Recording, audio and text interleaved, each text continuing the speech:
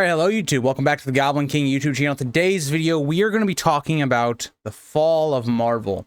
And specifically, I want to really look at what things led to it, what made the early parts of the Avengers and Marvel, the MCU, so powerful, why it became pretty much the biggest brand, I think, in movies up to a certain degree, where it felt like it completely changed the way movies were done, where how do you mix comedy with action and superhero movies really coming to the forefront because of the Avengers and the MCU as a whole. What made that formula so great, and how has it fallen off a cliff? Where we're now at the point where Disney Plus is losing a lot of its subscribers, where Marvel movies are at an all-time low when it comes to how much money they're bringing in at the box office and even their ratings. How do you go from the top of the world to really a dying franchise? So what were the factors that led to it? And this is going to be a video, again, very similar to the way the Star Wars series that I started with my friend it was going. And I do want to point out, for anyone that was wanting to know where that series went, honestly, just didn't really feel like doing The Last Jedi and Rise of Skywalker. Those movies are just so bad that I just couldn't do a long form video for both of those and have the motivation to do it. So I just stopped doing that because I wasn't enjoying it. But this is going to be very different. We're going to take a look at the entirety of Marvel and not just the MCU, because I think there's some building blocks before the MCU even really started that I think are really important to understanding why the MCU took off as much as it did. So we're going to start, again, early 2000s.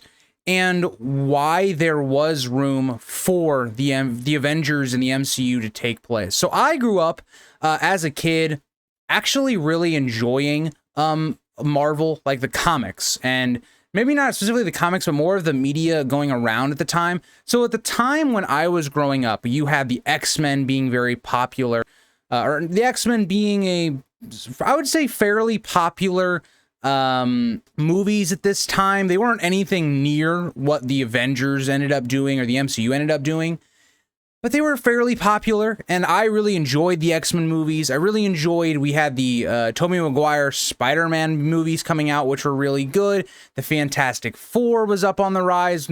Those movies were not as good, but they were still enjoyable, and I liked them growing up. And so you had, again, that there was superhero interest, right? You had other characters like Blade and other things like that. So there was definitely this interest in the superhero movies. But when we look at the A-list characters that are now the most popular characters in superhero media, with Captain America, characters like Thor, characters like Iron Man, they weren't really at the forefront at this point. The A-listers were, again, more like a character like Wolverine, Spider-Man. Characters like that were really at the forefront of the superhero world when it comes to Marvel's side of it, right? There was other really important characters as well, Batman, Superman with DC, but at this time, these characters were not nearly as popular as they are now.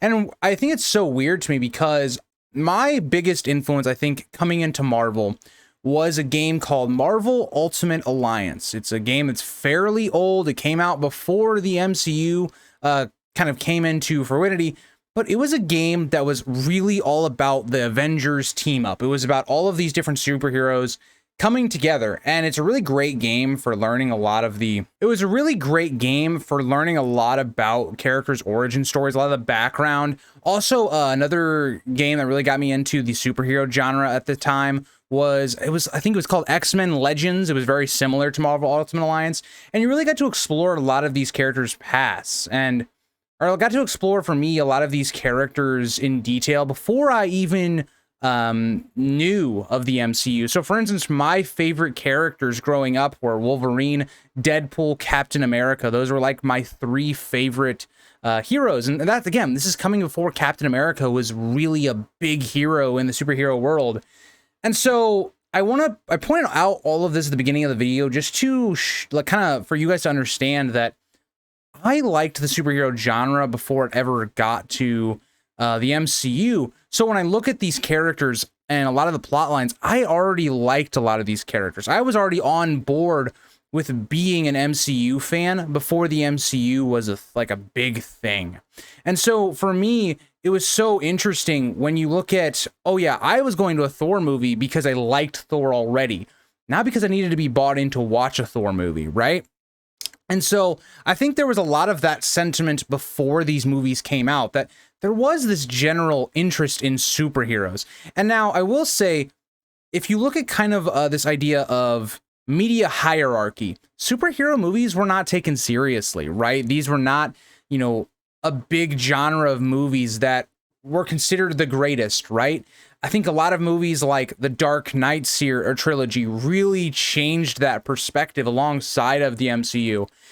And so we get to, I think, what made the MCU so great is some of their characters are the most interesting. Whereas I think X-Men had, you know, you had Wolverine and you had the team up right away. Like, it wasn't really the individual stories right away with the X-Men. So we start the MCU, again, not off to a great start, right? The Incredible Hulk, not great. But Iron Man, the first Iron Man was a great introduction into the MCU. It was a fantastic way of giving us a character that had really interesting internal struggles, a really fun character with Robert Downey Jr. playing the perfect Tony Stark, and giving us a very interesting look into the MCU and a great building block. And something I want to compare to and why Disney Marvel has failed is on the idea of, one, an interesting character. Name the last MCU character that was introduced that you generally thought was really interesting. Like, they had a really interesting background. You were looking forward to them in the next Marvel movie.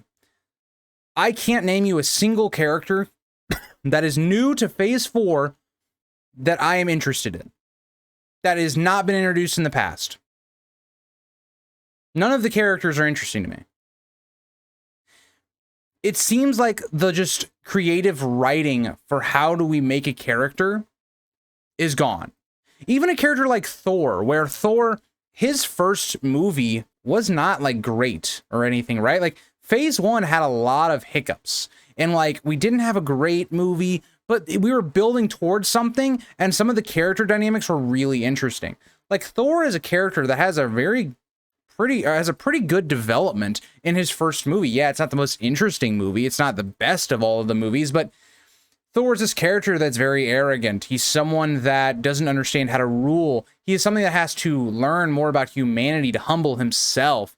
And it's a really great character arc that makes Thor a very compelling character to me, especially when you look at his dynamic with Loki, and Loki being, again, one of my favorite Marvel comic book villains. He was, again, Marvel Ultimate Alliance really made me a favorite of also Loki and Ultron, and we'll get to Ultron later. They did him dirty, let's just say that now. But it's really interesting because a lot of the things that the first phase of Marvel needed to do when it comes to making interesting characters, interesting villains, they kind of did really well. And the issue is, when we go forward, there's definitely a villain plot in Marvel.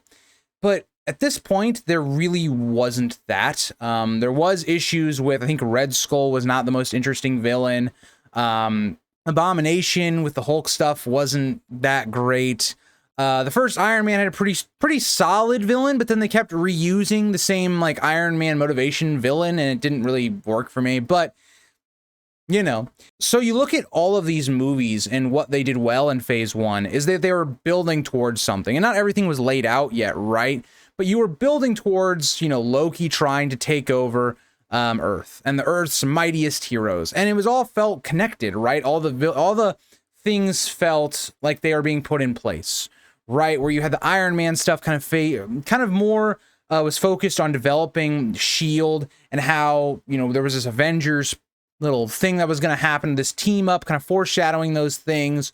You had the Thor movie, which was really about developing who the main villain was going to be for the first stage event, the MCU, and kind of what's going on in Asgard, and also giving motivation as to why S.H.I.E.L.D. is going to start doing these tests on the Tesseract. And then getting to Captain America, that was really about establishing, I guess, the MacGuffin of the first Avengers movie. So everything kind of felt tied together. But what was really great about MCU in its earliest days and what it did really well is that you could view all of these films individually and completely understand the story. And it didn't really feel like you needed to watch every movie. If you came in your first Marvel movie and you just watched the Avengers, everything makes sense, right? You didn't need those past movies to understand the movie. It's a great standalone movie. But what's great is if you did, take the time to go see those movies in theaters, or you get them on DVD and watch them, you're going to understand so much more about what's going on. You're going to have nice, subtle details that'll help you inform you what's going to happen in the story and give you more background information as to what's going on. And even nice little Easter eggs, right? Those are really impactful as we move on further in the story. I think the biggest one that people will point to is like Mjolnir and Captain America being able to lift it.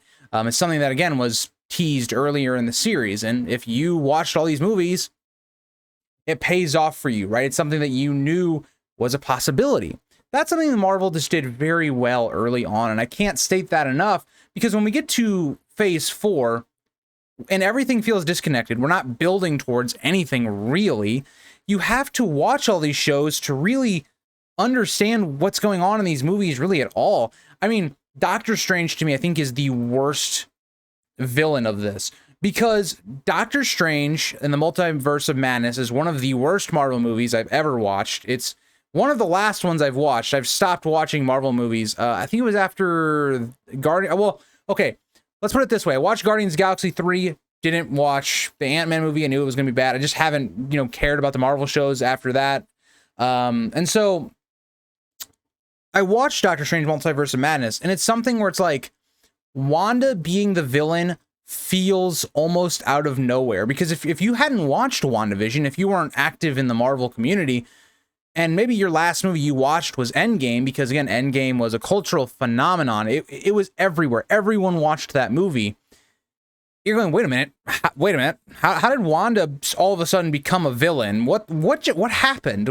You can't have, this is my problem, right? Having all of Wanda's development for her being a villain come off of a show that majority of people probably watching the movie didn't really watch. It leaves a bad taste in your mouth, because now it feels like, okay, you're forced to watch all these 50 million shows and movies to understand the plot. It doesn't make any sense, right? Like Loki is a character in the first Avengers where you could not have seen Thor, but the movie still takes the time to understand what are Loki's motivations. How did Loki get to this point? It all makes perfect sense. Whereas something like Wanda's transformation to a character that was, from what we've seen in the past, as a hero, now to a villain, it doesn't really correlate, right? It feels so rushed, feels out of nowhere. And so that's one of my main problems, right? Is that these movies aren't really standalone movies anymore. They're really movies where you're being forced to watch all this Disney Plus nonsense on the shows that aren't good, by the way. The only show that I think is even okay of the Marvel shows up to this point is the Loki show, and even then I don't really like the Loki show either. But that's going to get us, okay, back into, again, what made Marvel so good. So let's go back, because that's one of the main problems with Phase 4. So Marvel, it ends off with the Avengers team up in Phase 1. And it's the perfect team up, right? All of the characters really get their time to shine. We develop all these characters really nicely. You hadn't have needed to see any of the movies prior.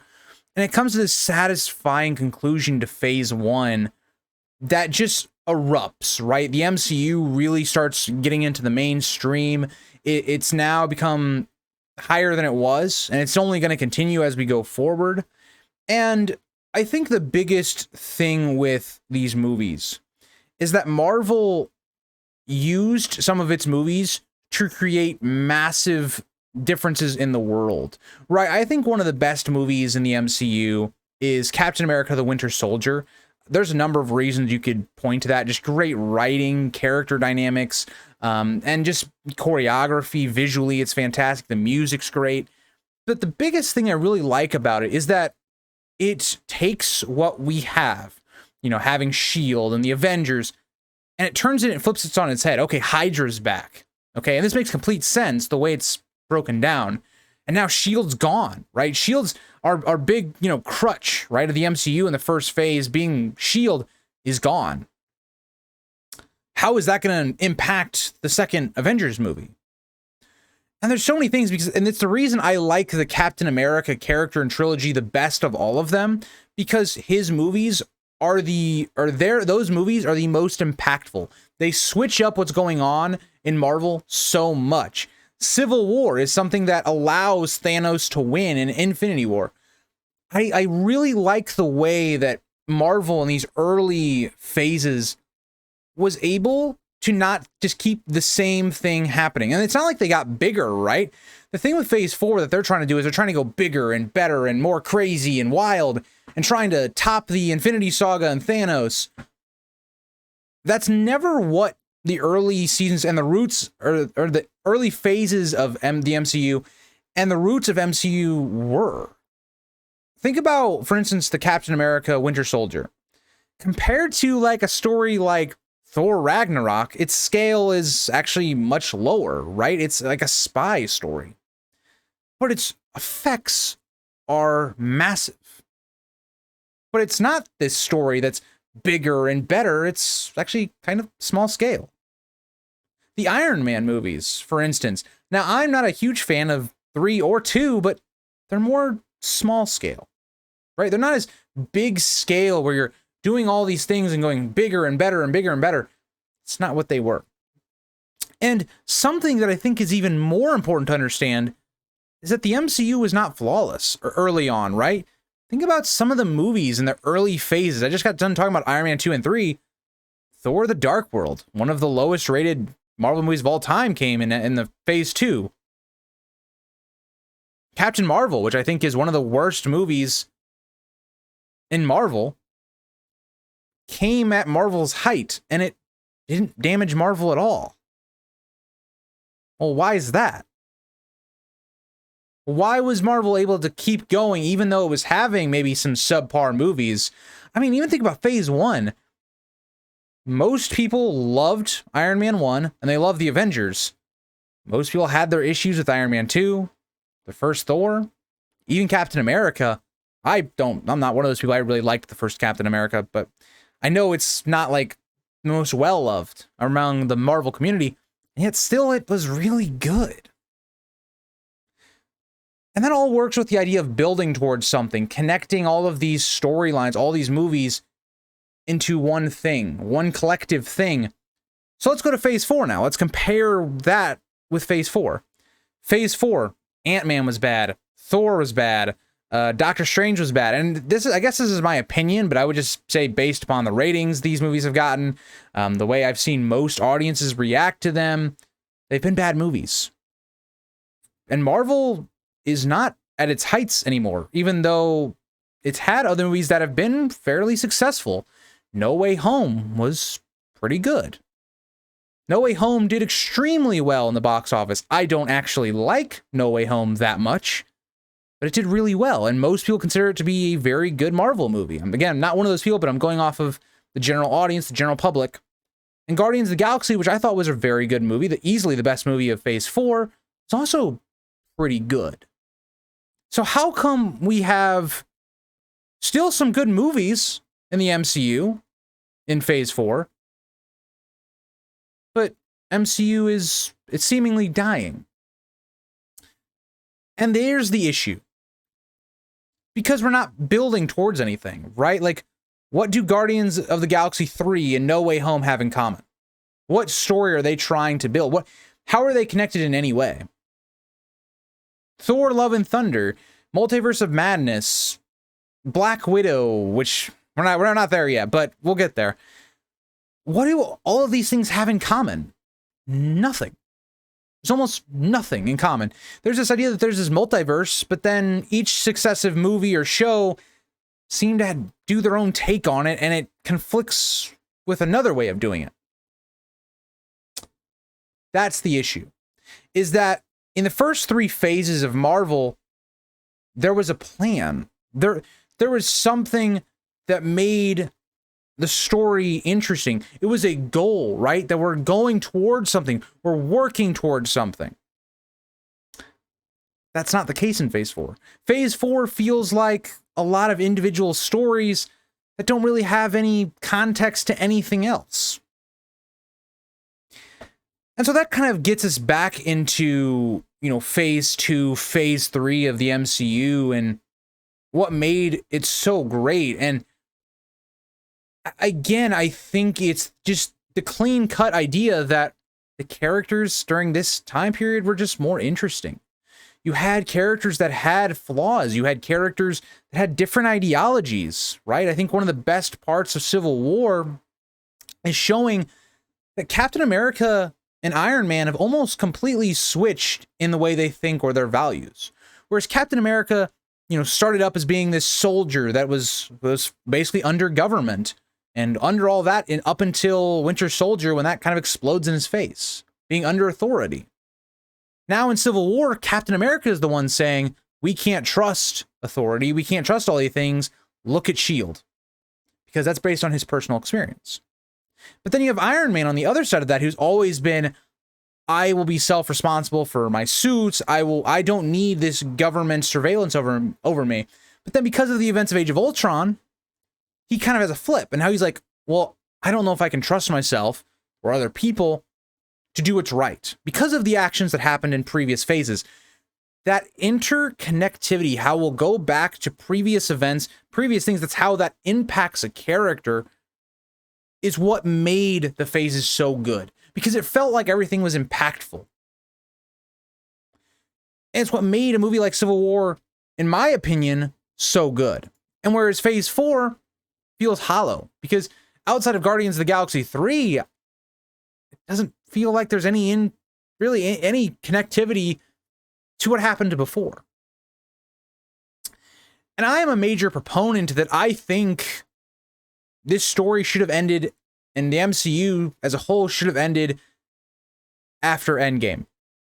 It's clear to see that the MCU has no direction anymore. It has no idea what they want to do. They're going with this Kang the Conqueror is, the main plot now, but they've not developed it at all.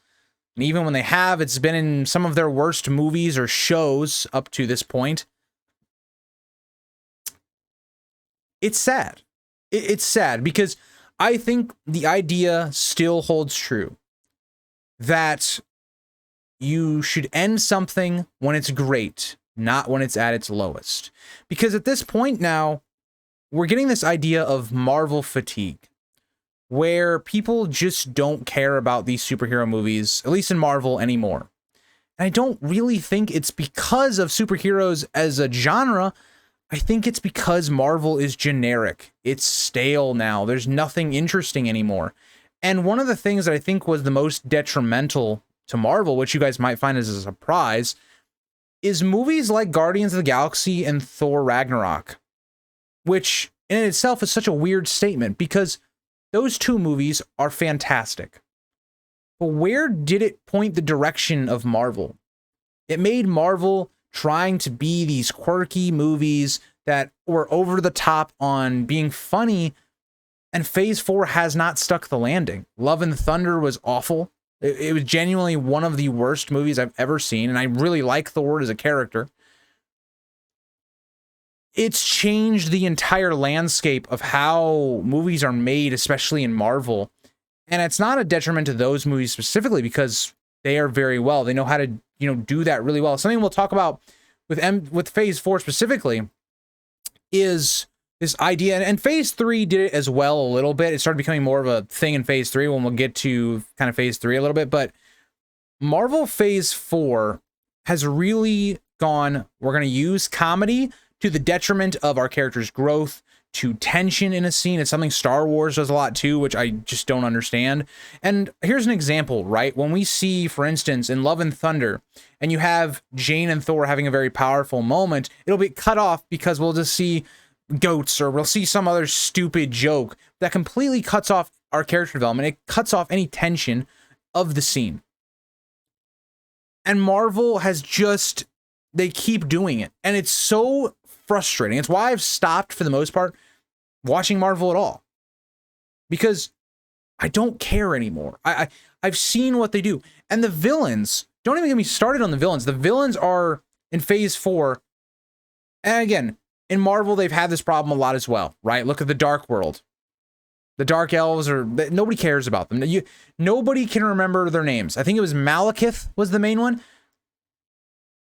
Awful villain. But Phase 4 hasn't had like a single good villain outside of like No Way Home. And that's because they brought back villains from better movies. And we've also started to see that other characters in movies are being used to the detriment of, say, our main character. So, for instance, No Way Home, I think, is one of the biggest issues from this. Doctor Strange in No Way Home is a complete and utter idiot. He's just a moron. And it's for the detriment of the plot. It's a reason I do not like No Way Home. No Way Home is a very fun movie. It's by far, I think, of all of the MCU, and I like Guardians of the Galaxy 3, but of Phase 4, it's probably the most entertaining movie to watch.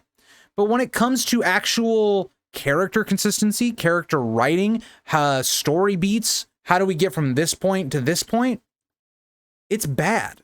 It doesn't make any sense. And if you want to debate me, you can. I would personally just point you to a video on my main channel. Me and my friend did about an hour breakdown on No Way Home, going through every single plot line, every single character, visuals, audio. This movie was not well written. It was one of those movies where it was like, let's throw all this nostalgia at you, and make the movie like kind of enjoyable for you, but it doesn't make any sense logically. So that's something I've also noticed with Phase 4, is they've gotten away from any type of good writing, any consistent writing that makes sense for the most part. But going back, so let's get kind of into Phase 3 and kind of wrapping up kind of the golden days of Marvel. And this is kind of where I think Marvel hit its strides. You had a lot of really great movies at this point. And I really just want to kind of talk about Infinity War, because I think it's the best movie that Marvel has put out, the MCU has put out. It's a culmination of putting all of these fantastic characters together, combining, the MCU, everything that's been building to this point, and it's a different movie because it's a movie that inherently is about Thanos. It's not about the Avengers. It's kind of what the Avengers did wrong, what our heroes did wrong, how they allowed Thanos to be able to win.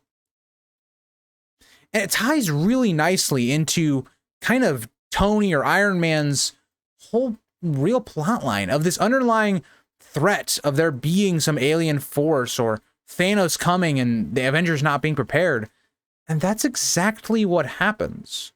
Now, I will point to the idea that I think there's the moment in here where, Tony Stark, Iron Man, they make a bad decision that leads to that. But I think it fits perfectly into Iron Man's character, which is why it makes sense. So there's this pivotal moment in the story after Iron Man and Spider-Man rescue Doctor Strange, and then they're like, well, let's not go back to Earth. Let's not fight him on our home turf. Let's fight him on his home turf. Surprise him and all of that. And it makes perfect sense from Iron Man's point of view, given, again, the events of Age of Ultron, what happens with Civil War. He does not want more innocent people to die because of this. But by doing so, he doesn't unite the Avengers. He doesn't get everyone together to fight off the threat of Thanos. He splits them a bit. But it all makes sense, right? It's not contrived. It's not contrived that we would have Iron Man, Doctor Strange, Spider-Man go off of here when maybe it'd be more successful for them to meet up on Wakanda with Captain America. I love the way Infinity War builds all of our characters coming together at the end, and it's still not enough. And, I think for some people, maybe the ending hit harder because you see all these characters dying and all that. And again, for me, I was someone that was heavily invested in Marvel when Infinity War came out. I knew all of the characters that died, had future movies coming out, and it was very suspicious that it was all the new characters were the ones getting snapped away. So it's for me, I knew they were all coming back, so it didn't really hit me that hard. compared to, I know, like other people when this movie first came out. But it was still a fantastic ending. It was a huge twist where we see the heroes lose. And that kind of gets us to Endgame and the finality of the MCU, in my opinion, where the MCU should have ended, where it dropped off after. And I know a lot of people have issues with Endgame, and I want to do a review on Endgame specifically because I know it's a really controversial movie, but for me personally, I thought it was a flawed but good conclusion. I think it wrapped up a lot of our plots really well. It's just, I think some ways how we got there weren't great. I think time travel is always something I do not like in movies. It's just hard to do and make it make sense, in my opinion. Time travel has been done correctly a very few times in movies that make sense. Endgame just didn't do it that well. The execution wasn't there.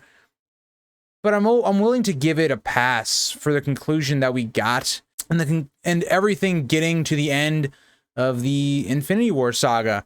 And I really, enjoyed the MCU. But after this point, it's where the MCU fell apart. Kevin Feige, the MCU, there's no direction anymore. The Black Widow film coming out and being I think it was the first movie in the Phase 4 was just jarring. This is a movie that I think most Marvel fans wanted back at like the beginning of Phase 2, Phase 1. Like, why is this movie coming out right after Black Widow dies? Nobody cares anymore. I like Black Widow. In Endgame, when Black Widow died, it was heart-wrenching. Like, I genuinely was I was more sad when she died than Iron Man died. I'm not a big Iron Man guy, but I like his character, right? He's a very interesting character. And so we get to this movie, I'm like, who cares? And that's echoed with how the movie did. Nobody cared. And then you have Disney Plus putting out all of these shows. And I've already talked about the detriment of that. And it just feels like a cash grab. It just feels like, hey, give us your money so we can have Disney Plus go and all these things. And WandaVision comes out, and it's a very creative idea. It's really cool, but the execution of Wanda's character, plot points, is not good in WandaVision. It's an interesting show, and I don't think it's that bad anyway. It's okay, I guess. Loki comes out, and it's just not good. The logic doesn't really add up. Then you start discounting the Infinity Stones, which doesn't make any sense either. Why would you want to do that? Doesn't make any sense. The Captain America or the Falcon and the Winter Soldier show was just god-awful. I don't know who enjoyed that, but it was bad. The Marvel stuff was like I didn't watch because I didn't care. The Hawkeye show was something that probably should have happened once again in like Phase 2 or 3. Maybe, you know what? When we should have gotten a Hawkeye show should have been the time between Infinity War and Endgame. And it comes after, and like, who cares? Like, it just feels like the MCU is so tone deaf to what people actually want to see. There's no new interesting characters in Phase 4 that they're trying to keep introducing. We constantly are having characters, especially female lead characters, that have no flaws, that are perfect. They've just missed the mark completely on what the MCU was. When we had characters like Steve Rogers, Tony Stark, Thor, Bruce Banner, these characters that had actual interesting internal conflicts, even the Black Widow as well. It sucks because it's like you watch something that you loved, that you grew up on, just completely be dismantled because of, in my opinion, things like greed, things like poor writing and just lack of direction. It's just frustrating. It's very frustrating to watch the MCU completely collapse. And at this point, I don't know if it can be saved. I think they've just lost touch. And it's not to say like they haven't made good creative decisions here and there, right? I think the Thor and Love and Thunder, right? Gore, the God Killer, is a very interesting villain. And the one biggest thing I came out of that movie with, why didn't they give us more Gore? He was the most interesting character in the film, and he had barely any screen time. And then you see things where it's like Guardians of the Galaxy 3, is really good. And it's in a sea of shit. Everything else around it is shit. No Way Home. I know a lot of people like that movie. So I'll say again, you have a rose petal and a bunch of thorns. And I don't know how long the series is going to last. It needs a massive overhaul where the MCU knows where it's going and knows what it wants to do with the story and stops just putting out random shit that nobody cares about. But yeah, thank you guys all for watching this video. If you guys did enjoy, let me know. And what are your guys' thoughts on the MCU? Like, do you care anymore? I don't know. Just let me know what you guys think, and I'll see you guys all in the next one. Bye, guys.